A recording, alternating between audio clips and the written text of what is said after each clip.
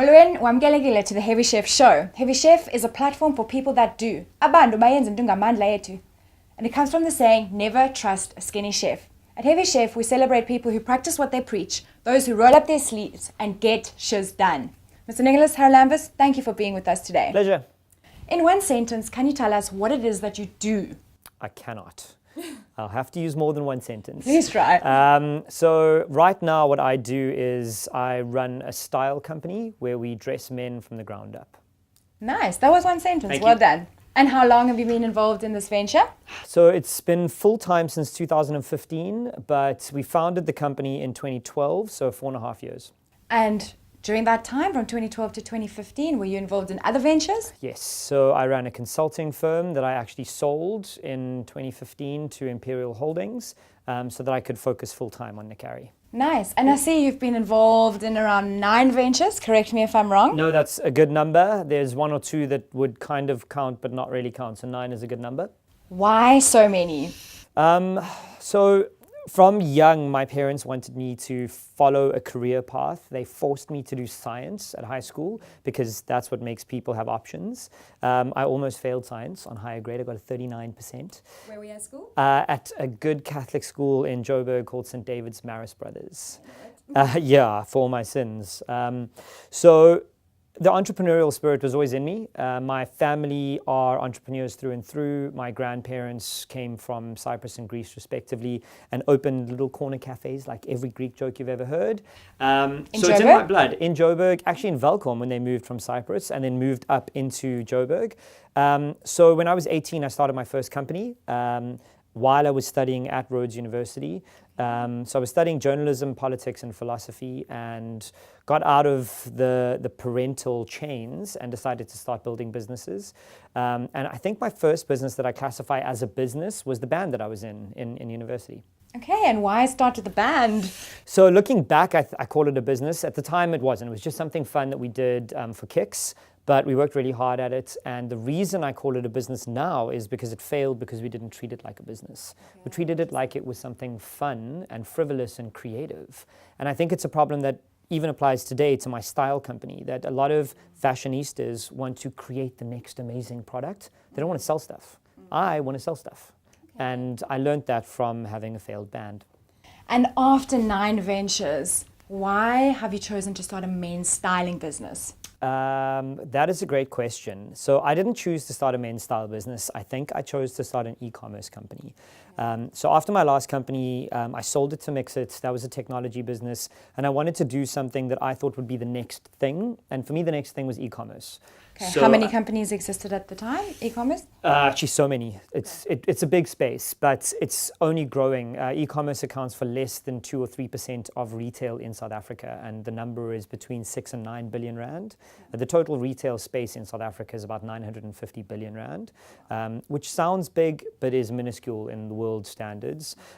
So I see growth. So we saw growth, and I thought, let me build something now and wait 20 years until e-commerce catches up. Okay, so you didn't mind what e-commerce business it was? The idea was to take 5,000 rand, build a business in 6 weeks, and then in 30 days try and turn a profit. And if we couldn't, stop and start again with another 5,000 rand. And it just so happens that the first business we picked was socks, and it worked. And why socks? So the first thing is that men have limited choice. When you look at any fashion outlets, they are black, gray, white, blue, beige, brown. Boring, muted colors, and I hate that. I want to wear bright things with patterns on them, and men are indicated for in that space. Then I thought, what could we do locally? So I wanted to manufacture something in South Africa that we could actually go and see the factory. And I'd been wearing a brand of socks that I didn't like. They were really bad quality, really expensive, imported. So I thought, let's see if there's a sock manufacturer. And I literally Googled it and found a manufacturer in Cape Town. And the last question on this topic, sure. Why not women's styling? So internally, we have a motto that if I don't wear it, if Nic doesn't wear it, we don't sell it. And I don't frequently wear women's clothing. And why did you call the company Nic Harry? So why such a personal relation? There's a couple of levels to that answer. The first one is my partner of 12 years, who's also my business partner in this venture. She said to me, you are a serial job hopper and starter. So unless you name this your name, you're not going to stay. So that was very intentional. But then we turned the name into Nic Harry after the first 2 years. We rebranded, and it was in line with the whole trend of Ben Sherman, Paul Smith, Thomas Pink. There's a lot of double-named retailers out there, and we wanted to fit into that slot and then break out of it. Okay.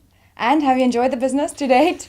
It's got its ups and downs, like any business. Whether you're selling fish, socks, cheese, pink fluffy slippers, every business has its ups and downs. And I think any entrepreneur worth their salt will actually admit to that it's not all fun.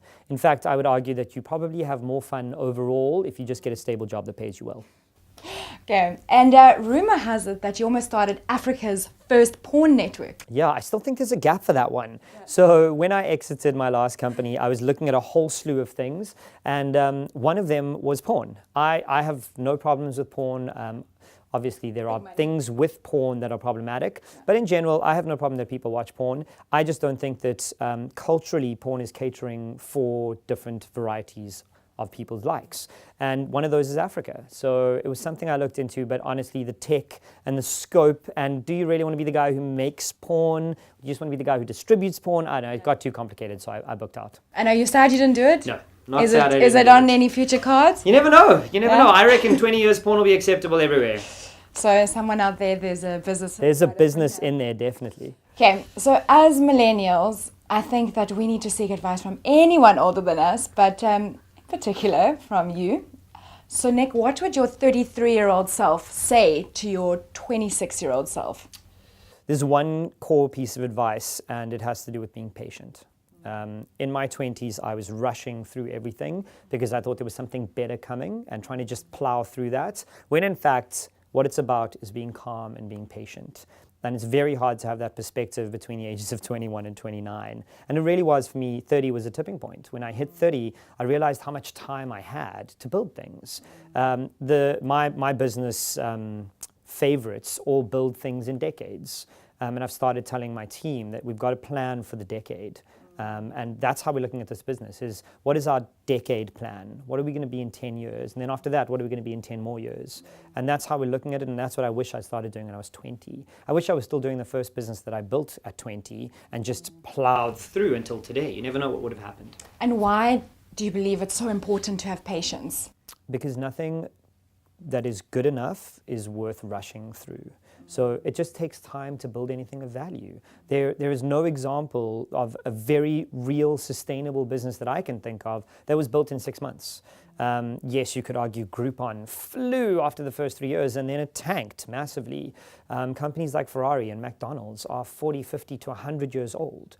Even Facebook is outside of its 10 years now, and now it's a force to be reckoned with. Amazon is 20 years. So those businesses take decades to build.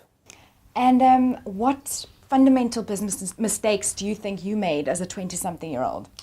I think that it just comes from inexperience, my fundamental mistakes, and they have to do with not understanding what cash flow is, not understanding the difference between turnover and profit, and the main one for me is chasing what is commonly called vanity metrics. So how good those things make you feel, like, oh, we've got 2 million users, but none of them stay and none of them pay you. Or, oh, we're doing 100 million rand in turnover, but you're losing 10 million rand a month.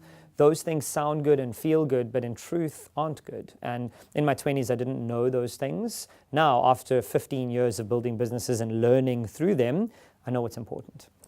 And do you think that these things are similar across all young men and women, or what are some of the other fundamental mistakes that you see people committing? I think that there are outliers. Again, Facebook, Mark Zuckerberg is 4 days younger than me. So he's an outlier, and he got that stuff really early, and he had advisors around him who guided him to be that way. But I think across the board, those mistakes happen from 20 to 50. I know 40-year-old entrepreneurs who've been in a business for 20 years making the mistakes that I made when I was 20, because the cycle turns, and this is hard. Building businesses is not an easy thing. It genuinely is easier to be employed and have a boss. It is very difficult to build businesses. So I think these mistakes can happen at any phase in a business at any age. So if it's so hard, what motivates you to keep going? Motivation is extremely difficult. I think, I've been saying this for years, entrepreneurs are fundamentally broken people. It does. It makes sense. I wish it wasn't true. Yeah, but it is true. To keep doing what we're doing, to keep taking the knocks, I have to be some level of manic, depressive, and bipolar, because when the goods are good, they're really good. And when the bads are bad, they're really bad. There is no middle. At the moment, I'm trying to find the middle, and I'm trying to advise other people that success is built in the middles. If you can make that last for long enough, sure, the highs really make your success bigger, but the lows can really end your business. So the middle is kind of where you need to sit. So Nic, why ultimately are you in business? I think I'm in business because I genuinely don't know any other way to be.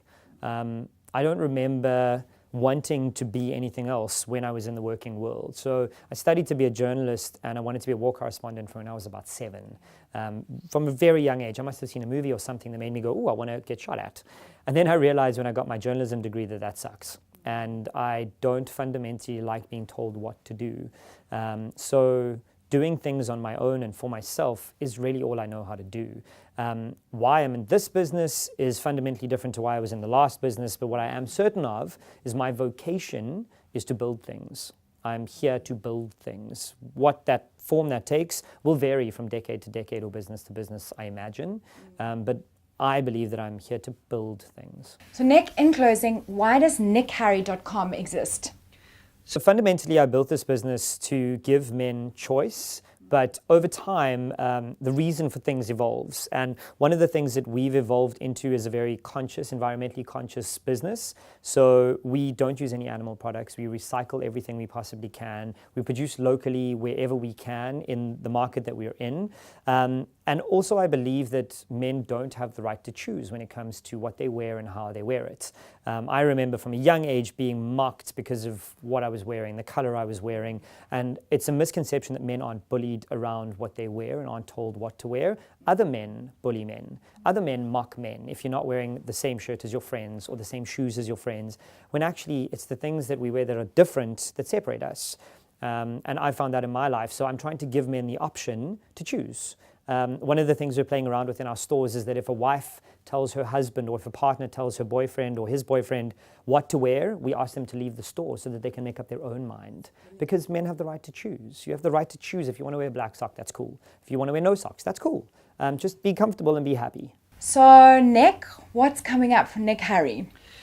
In the pipeline right now, we have a lot of very cool things. We're making a very big shift from being a sock company to being a design company that puts the stuff that we do on various products. And the most recent core product that we've launched is boxer shorts. So the angle for that is, why should women be the ones who have matching lingerie? Why shouldn't men have the same? So now you can match your socks and your boxer shorts. We also do have limited edition things coming out for winter and various seasons. One of the examples is an umbrella that now matches your socks and jocks. We've got scarves that are custom made and designed. So we are broadening our range. And then in the medium term future, we're pushing overseas. We're launching European and American companies and websites, and we're listing on Amazon and various sites around the world. Nice. When will that be happening? So by middle of the year, so we're looking at June, July, we should have all of those things up and running. And by the beginning of 2018, we should be fully fledged global. Nic, congratulations. Thank you Very much for your time. I wish you all the best for the 9th business. I think it's going to be the 9th and last. Yes. Heavy Chef is a platform that has been created to inspire and empower entrepreneurs. Please follow us at Heavy Chef or visit our website www.heavychef.com. I'm Kaylee van der Kolk. Have a marvelous day.